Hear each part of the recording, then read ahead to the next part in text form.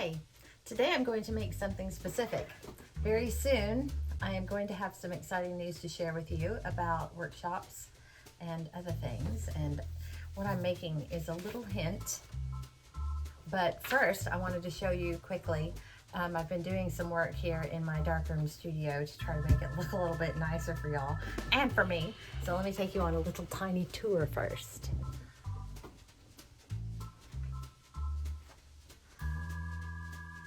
I've hung up some old work, cyanotypes that normally just stay in my closet all folded up because I don't have anything to do with the fabric.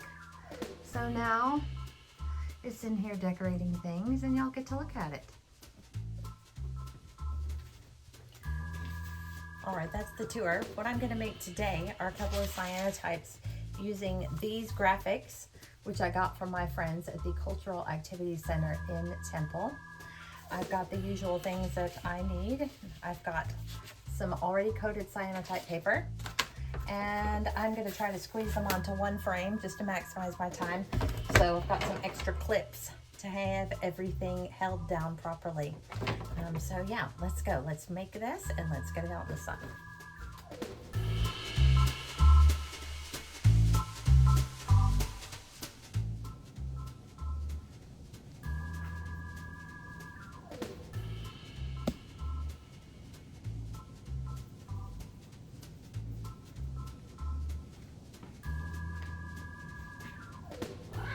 Okay, y'all might have noticed I called a little bit of an audible there and added some paint brushes because I realized I had an extra space on my paper.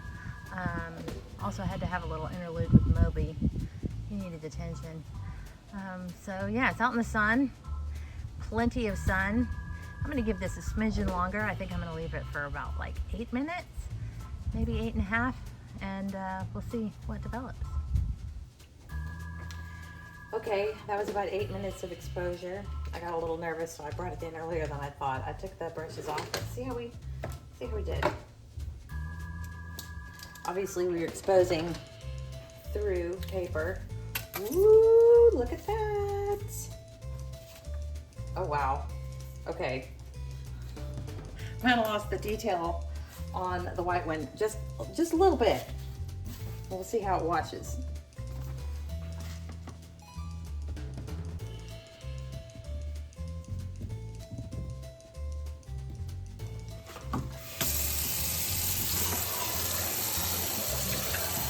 Okay, I can see some detail showing up.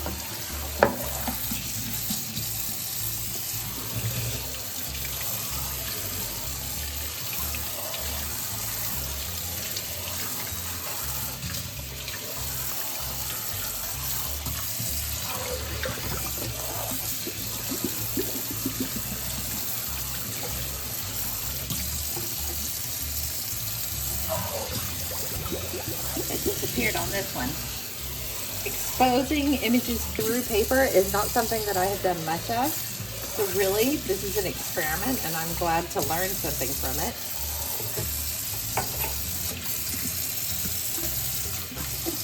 We'll see what we get when I add hydrogen peroxide, what happens here.